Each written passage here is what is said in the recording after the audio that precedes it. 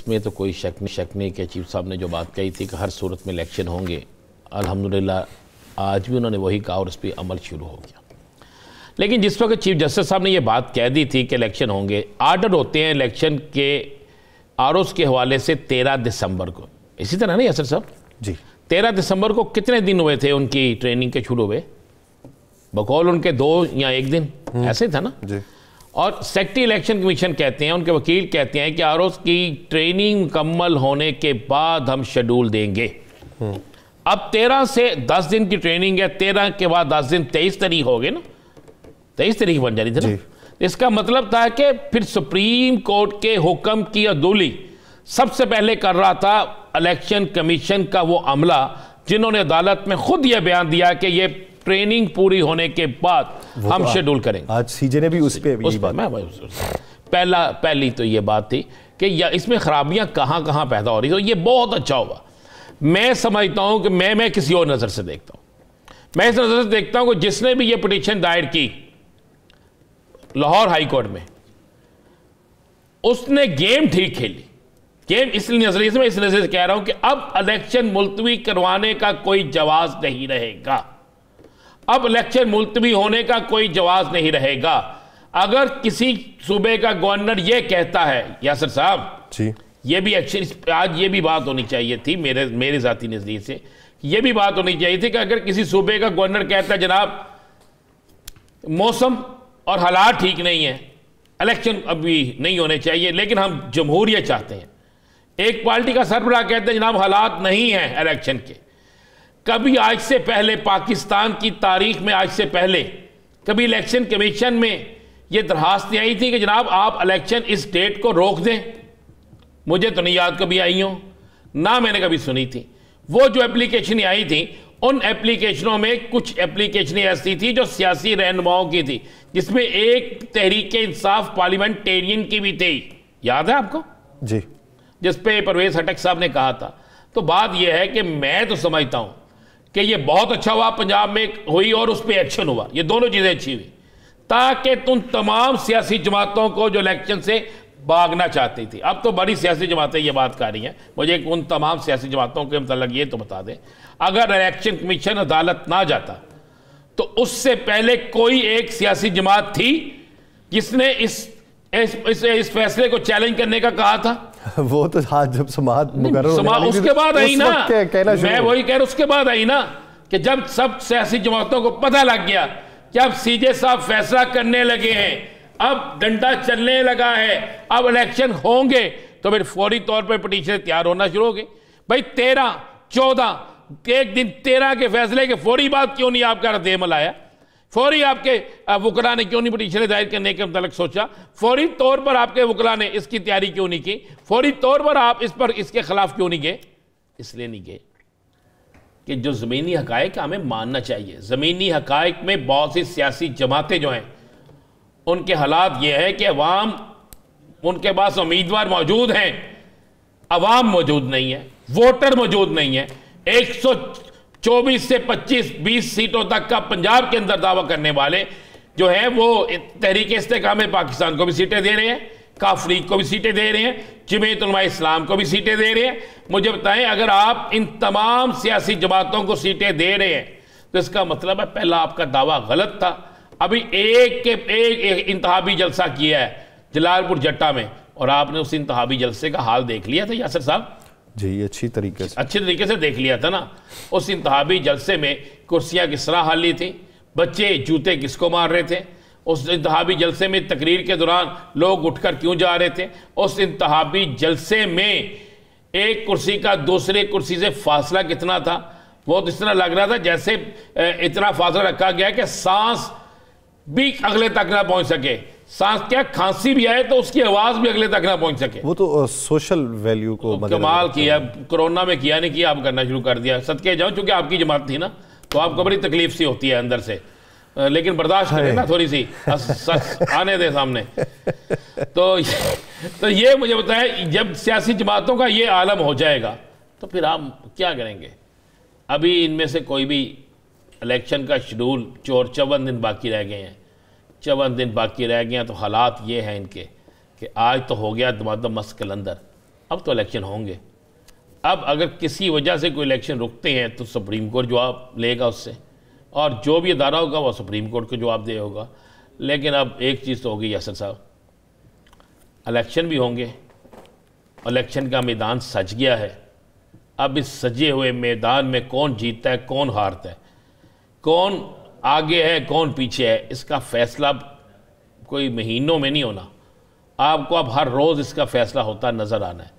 अब आपको मैं अब खबर ब्रेक करके जाऊंगा, आपकी सबसे बड़ी जमात होने का दावा करने वाली नून लीग जो है, इसमें से बड़ा बागी ग्रुप आपको जल्द निकलता नजर आएगा। अच्छा, लोग ये कहते हैं कि टीवी चैनल्स के ऊपर बेशुमार प्रोग्राम्स हुए पिछले कोई 1-1.5 साल के अंदर कि नून में से शीन निकलेगी, लेकिन सदर भी वही रहे शहबाज शरीफ साहब, वेलकम भी उन्होंने किया, जाके मिले भी, वो स्ट्रेंथ भी इधर मजबूत उनकी हुई बाद में मियाँ साहब के आने के बाद।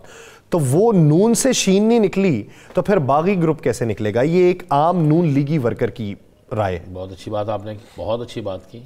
शाहिदा खान अब्बासी क्या थे इनके? उसको वो तो सियासत से किनारा कशी कर गए ना। तो नून लीग के थे या किसी नून लीग से उड़ के किसी और जमात से आए थे? मुफ्ता इस्माइल कौन थे? मुफ्ता इस्माइल साहब अवामी सियासत थोड़ी करते हैं, वो सदके जामा आपके अवामी सियासत वाले तो नहीं है ना, मुंतखब नुमाइंदे तो क्यों जनरल सेक्रेटरी बनाया था उनको अब सिंध का? भाई अवामी सियासत नहीं करते थे, अवामी जमात का सिंध का जनरल सेक्रेटरी क्यों बनाया था यासर साहब? पार्टी को पता, और पार्टी क्या पार्टी को पता होगा ना। तो फिर कहे ना सियासत करते हैं, पार्टी को पता था, तो आप तर्जुमानी ना करें। मैं तर्जुमान, आप मरियम औरंगजेब पे करोल आप ना अदा करें। मैं नून लीगी वर्कर की राय आपके सामने रख रहा हूं सर, मेरी अपनी राय के रख रहे हैं। आपने क्या कि वो अवामी नहीं थे, वो सेक्रेटरी जनरल सेक्रेटरी थे। मैं तो वो बात कर उसके सिंध के। अच्छा, वो मुंतखब नुमाइंदे नहीं है तो मैं क्या कह दूं मुंतखब नुमाइंदे? कैसे कह सकता हूं?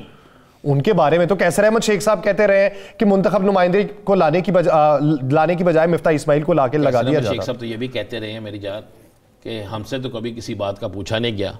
वो तो ये भी कहते रहे हैं कि जनाब फैसले चंद लोग करते हैं, तो क्यों फिर ऐसी जमात में रहते हैं? वो जब ये बात पूछी जाती है तो फिर वो साथ ही कहते हैं नहीं नहीं नहीं बड़े ही चंगे ने। ये बात है, वो शरीफ आदमी है बेचारे, सच्ची बात करते हैं। मैं शुक्र अदा करता हूँ कि अभी एक सच्ची बात करने वाला अभी तक जमात में है, नहीं तो उसके साथ भी होता वही हाल होना था जो बाकियों के साथ होता है। जब मुस्लिम आप कहते हैं जी शीन नहीं निकली, मैं नहीं कहता शीन निकलेगी या फे निकलेगा, उसमें से बहुत से लोग निकलेंगे। दानियाल अजीज जो है आए आज भी मीटिंग में, सारा कुछ हुआ। दानियाल अजीज को शो का नोटिस जारी किस लिए किया गया? किस लिए किया? कि जनाब वो एहसन इकबाल साहब के खिलाफ बोले, इसीलिए ना। हाँ जी, हाँ जी। तो इसका मतलब ये है कि ये जमहूरियत नहीं है। जमहूरियत तो ये होती है कि अगर कोई बोले तो उसको हक दे, उसको हक देना बोलने का। नहीं, वो कहते हैं कि अगर आपने बोलना है तो वो जो इजलास है, पार्लिमानी इजलास है हमारा, आप जुर्रत देते हैं आप किसी को बोलने की? जुर्रत देते हैं? आपकी तो प्रेस कॉन्फ्रेंस में जो आपका मर्जी हो, जिसको आप पसंद ना करें उसका माइक उठा देते हैं, तो आप कहते हैं अपने कारकुनों को बोलने की इजाजत दें। कैसे देंगे इजाजत? कौन इजाजत देता है यासर साहब? पता नहीं, मुझे लगता है आज आप थके हुए हैं या आप इलेक्शन की तैयारी में हैं कि इलेक्शन का बुलेटिन करना है या इलेक्शन के प्रोग्राम करने हैं। मुझे लग रहा है इसलिए आप आज वो बहकी बातें कर रहे हैं। बहकी बातें ये ट्रांसमिशन में बहकी बातें करते हैं, उसके लिए तो तैयारी भरपूर करते हैं। नहीं वो सोच रहे हैं ना, ज़हन आपका किसी और तरफ है। ज़हन आज आपका पूरा राजा रियाज है।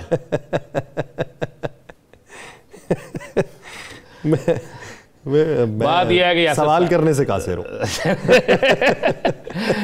यासर साहब हालात जो है ना वो बड़े तब्दील होने हैं। नहीं, आपने वो हालिया सर्वे देखा है कि जहाँ पे पाकिस्तान मुस्लिम लीग नून की मकबूलियत थी जिन शहरों में, मिसाल के तौर पे जहलुम ले लें, पंजाब में लाहौर ले लें, गुजरांवाला कसूर ले लें, ओकारा ले लें, भक्कर ले लें, तो ये वाले जो शहर हैं ओकाड़ा, यहाँ पे वो ग्राफ पाकिस्तान मुस्लिम लीग नून का कहाँ पे पहुँचा? कहाँ पहुँचा बता दें?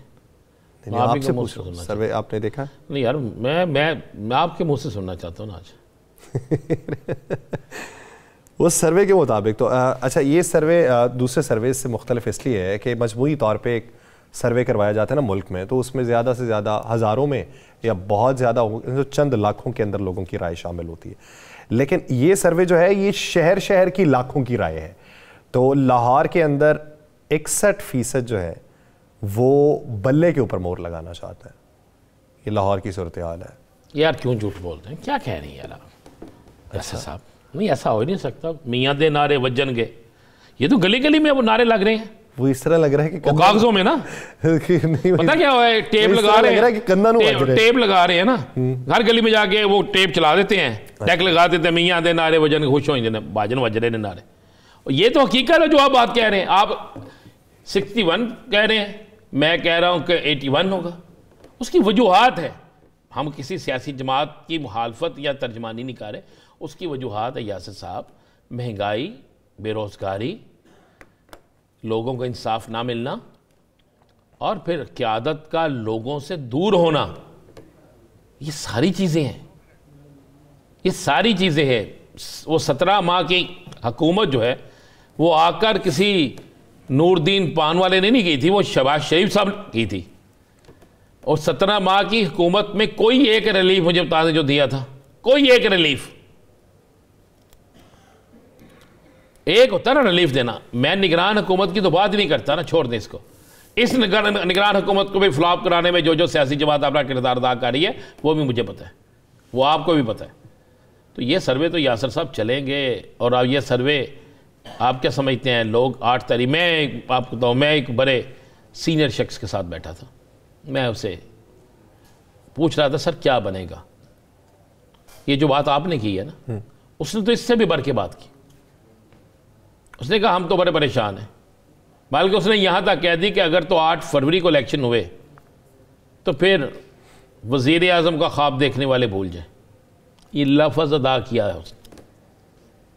अब आप थोड़ा सा अंदाज़ा लगाए ना, अगर आप 6 सीटें दे देते हैं, मैं ज़्यादा नहीं कहता, 6 ही नशिस्तें दे देते हैं, आप फैसलाबाद से हैं, चलिए मैं आपसे कहता हूँ, फ़ारूक हबीब लड़ेगा किसी इलेक्शन, जीत सकते हैं फैसलाबाद से, तहरीक इस्तेकाम पाकिस्तान से। IPP के तो वोट नहीं है, वो शख्सी वोट होंगे जो कुछ पड़ जाएंगे, पार्टी वोट तो नहीं है ना। तो बाकी भी उम्मीदवार आपके सामने है। नाज़रीन, इसके ऊपर मजीद राय लेंगे, कानूनी मंजरनामे के ऊपर राय